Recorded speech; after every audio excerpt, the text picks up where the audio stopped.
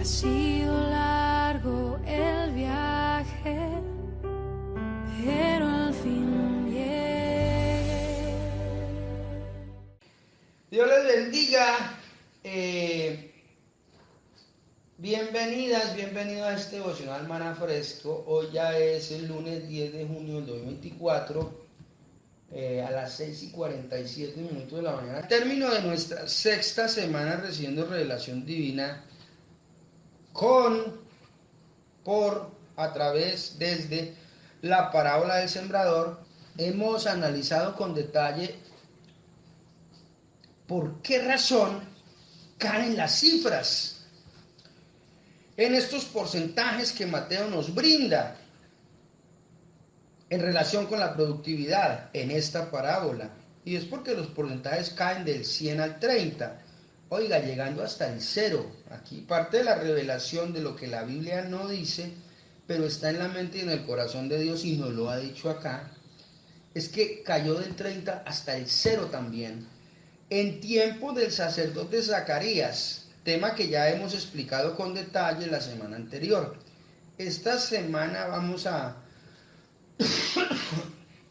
detenernos a analizar con detalle los motivos y las causas de por qué esta caída en estos porcentajes.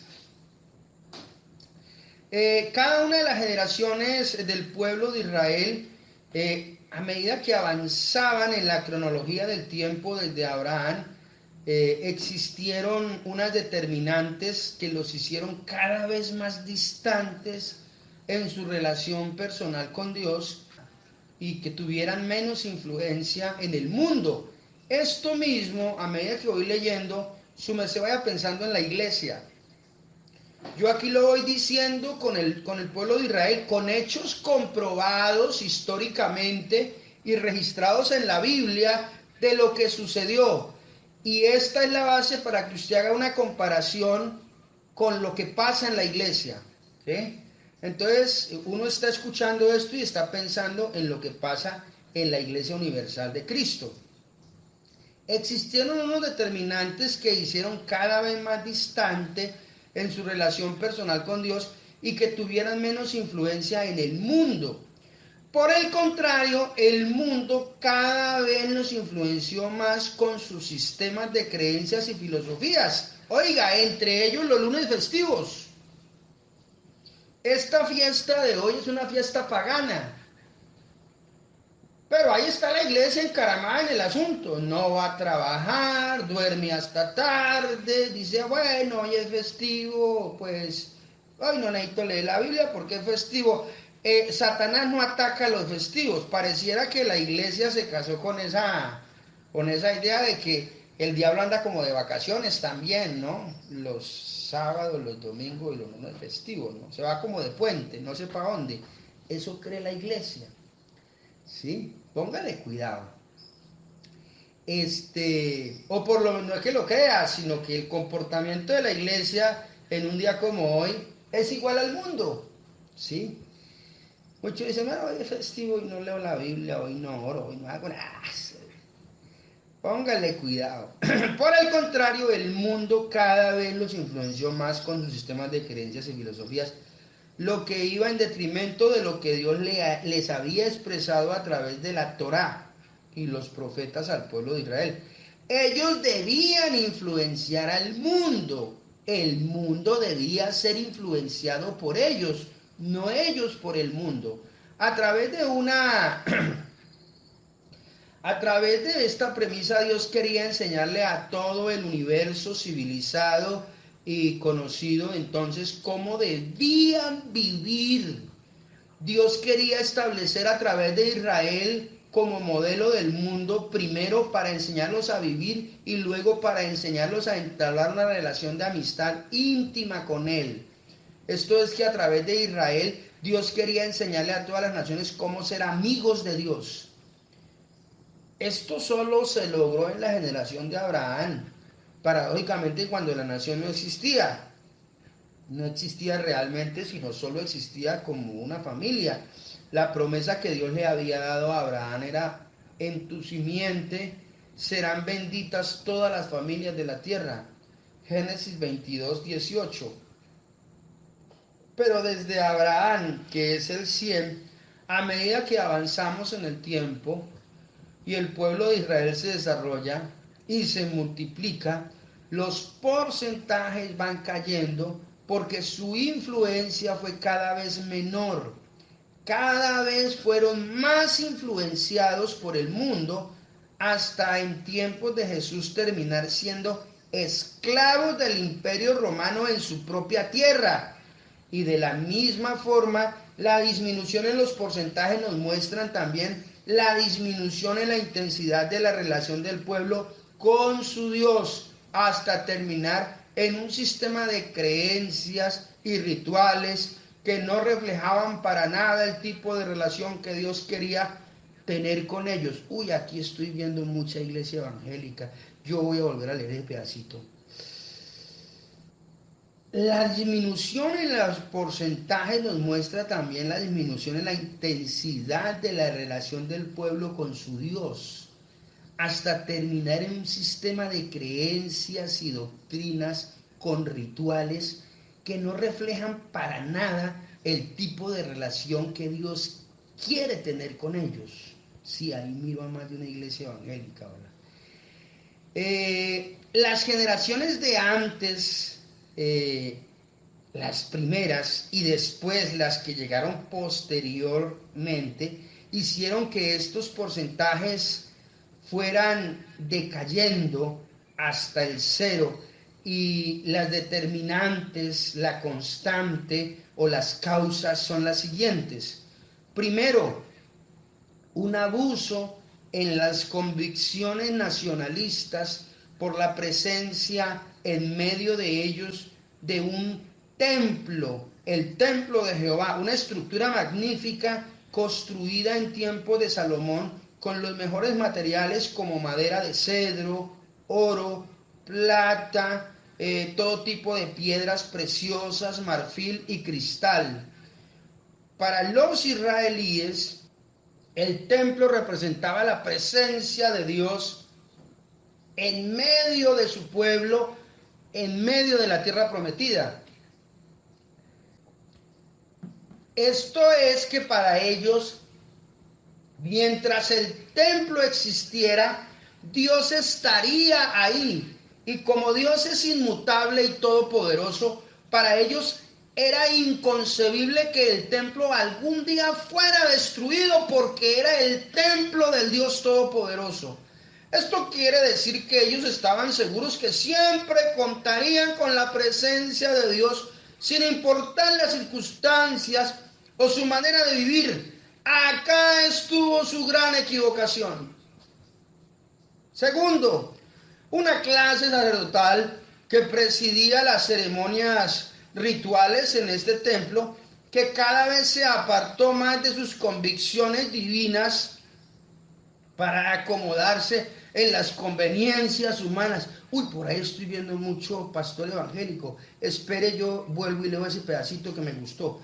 Una clase sacerdotal que presidía las ceremonias rituales en este templo, que cada vez se apartó más de sus convicciones divinas para acomodarse en las conveniencias humanas que les proporcionaban dividendos materiales.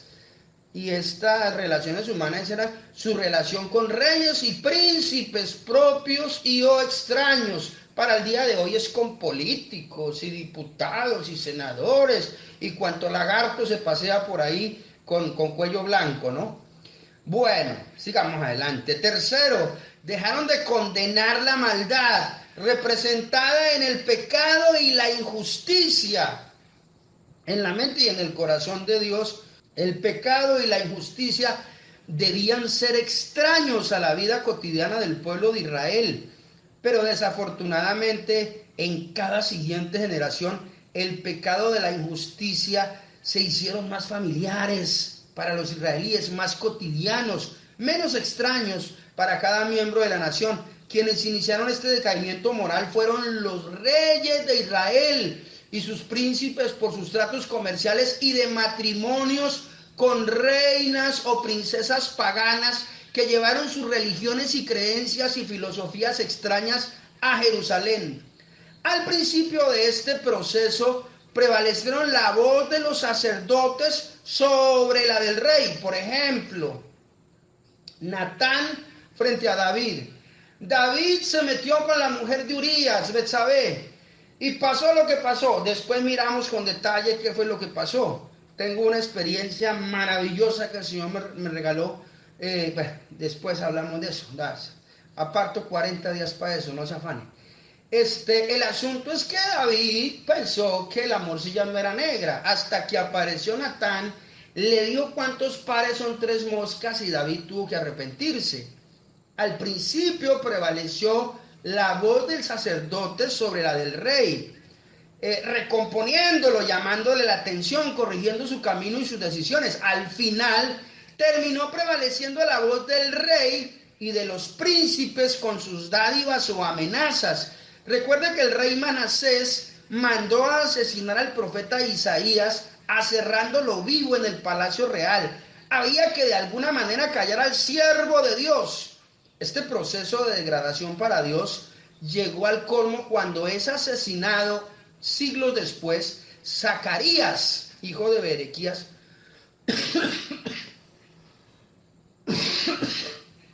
siendo apedreado. Fue asesinado por los sacerdotes, el rey y el pueblo entre la entrada del templo y el altar. Note que esto, cuando uno va a la Biblia, a mí me encanta la Biblia porque siempre da detalles novedosos. Manasés, la muerte de Manasés, de Isaías es culpa solo de Manasés. Pero de ahí en adelante siguió la degradación al punto que ahora en la muerte de Zacarías tienen que ver el rey, el pueblo y los sacerdotes en el templo de Dios, porque Isaías fue asesinado en el palacio real. Mire esos detalles de la Biblia. Como si esto fuera poco, todo lo anterior fuera poquito, ya me parece el colmo, pero como si fuera poco, estos judíos son una cosa seria, ¿verdad? El pueblo de Israel 4 siglos y medio más adelante, ya sin un rey nacional, ya no tienen rey, van de para atrás como el cangrejo, ya sin un rey nacional, pero con uno extranjero, el César, porque para esta época ya han sido dominados y esclavizados en su propia tierra por el Imperio Romano. Su clase sacerdotal juzgó a Jesús en el templo con un juicio totalmente parcializado, buscando deliberadamente la argumentación para acabar con la vida de Jesús, quien era reconocido por el pueblo como el rey, quien había de venir. Aquí me voy a salir del documento por un momento.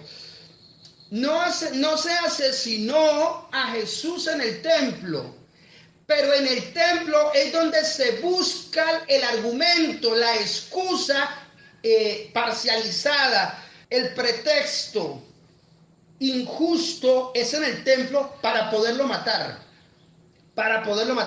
No lo podían matar, porque los romanos se reservaban el derecho absoluto a decidir el asunto de la pena de muerte. De hecho, hubiera metido en un problema con los romanos, donde maten a Jesús en el templo.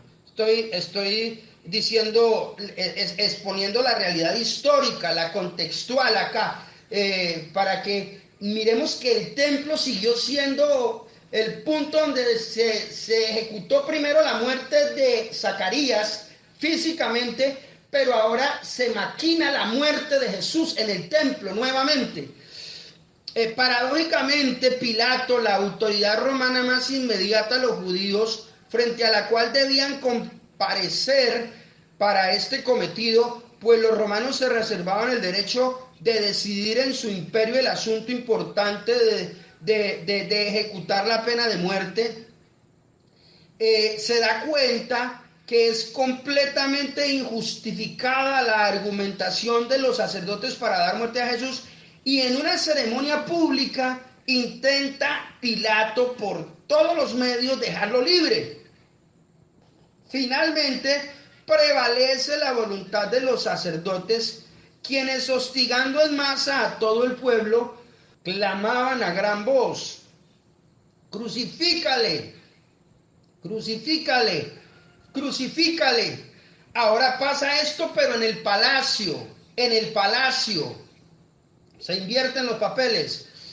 ¿Ya? Los judíos allí declararon en el momento en que Pilato simbólicamente pide un lebrillo con agua para lavarse las manos, en el momento en que él hace esto, se lava las manos y declara públicamente a gran voz: inocente soy de la sangre de este justo. En ese momento los sacerdotes judíos declaran: su sangre sea sobre nosotros, nuestras cabezas y las cabezas de nuestros hijos. Con esta declaración, los judíos se echaron encima las maldiciones bíblicas de Deuteronomio capítulo 28, versículos 63 al 67, que textualmente declaran lo siguiente: así como Jehová se gozaba en haceros bien y en multiplicaros, así se gozará Jehová en arruinaros y en destruiros, y seréis arrancados de sobre la tierra a la cual entráis para tomar posesión de ella, y Jehová te esparcirá por todos los pueblos, desde un extremo de la tierra hasta el otro extremo, y allí serviréis a dioses ajenos que no conociste tú ni tus padres, al leño y a la piedra, y ni aun entre las naciones descansarás, ni la planta de tu pie tendrá reposo, pues allí te dará Jehová corazón temeroso y de desfallecimiento de ojos y tristeza de alma, y tendrás tu vida como algo que pende delante de ti, y estarás temeroso de noche y de día, y no tendrás seguridad de tu vida. Y es que esto es precisamente lo que le ha venido ocurriendo al pueblo de Israel textualmente desde entonces. En el año 70 de nuestra era, el general romano Tito, por orden del César, arrasó con Israel, destruyó el templo, y los judíos que lograron huir fueron esparcidos por todas las naciones de la tierra. El asedio de la Alemania nazi sobre los judíos en pleno siglo XX nos demuestra que desde el siglo I hasta nuestra edad contemporánea, el pueblo judío no ha dejado de padecer las consecuencias de estas maldiciones. Hoy, 10 de junio del 2024, el templo no existe, no se ha vuelto a reconstruir, porque allí, en el área del templo, existe una mezquita musulmana, y el Israel que conocemos nosotros desde el 9 de abril de 1948 fue proclamado en el seno de las Naciones Unidas como nación nuevamente, con el respaldo de Inglaterra y los Estados Unidos, pero solo sirve ahora como el reloj divino en la cuenta regresiva de nuestro Padre Celestial para el cumplimiento de las profecías bíblicas del Antiguo Testamento, para la manifestación del Anticristo, y con él los hechos descritos en estas profecías a nivel mundial, que conducirán a la humanidad al caos y a la confusión absoluta y total. Ya emplearemos otros escenarios para detallar este asunto y cómo escapar de este caos y de esta confusión. Usted siga en sintonía. Además, el Israel que conocemos hoy será el escenario para el gobierno milenial de Cristo sobre la tierra. Ya emplearemos otros escenarios para explicar con más detalles este asunto. Habiendo analizado con detalle las determinantes en mención, me falta una. Los judíos se olvidaron de la ley de su Dios. Entonces, abandonaron la Biblia. Primero comenzaron cumpliéndola literalmente. Después comenzaron a practicarla interpretando lo que decía la Biblia junto con opiniones humanas, y cada vez se nos fue alejando más este pueblo de Israel del plan y el propósito original diseñado en las Escrituras para ellos. Y pues como comenzaron a matar los profetas que Dios les mandaba para que les hablara, entonces muy complicado. Uno hoy en día pensaría que el profeta Ageo era muy popular, o que Amós o Abdías o Miqueas, a ninguno de ellos los querían mientras estaban vivos, ¿sí? Les hicieron la guerra, les hicieron oposición de todo tipo, ¿ya? Ahí Dios déjeme emplear este lenguaje muy mío. Dios se dio mañas con todo su poder para que la Biblia nos llegara a nosotros, a nuestras manos. Lo que no puede suceder con nosotros es que ahora abandonemos la palabra, ¿sí? Es que ahora estas determinantes que hicieron que el pueblo de Israel cayera del 100 al 0 ocurran sobre nuestras vidas, están ocurriendo sobre la Iglesia Universal de Cristo, pero no pueden ocurrir sobre nuestras vidas. Padre, tómanos en tus manos y haz con nosotros tu divina, preciosa y perfecta voluntad. En el nombre glorioso de Cristo Jesús, Señor nuestro. Amén. Amén, amén, amén.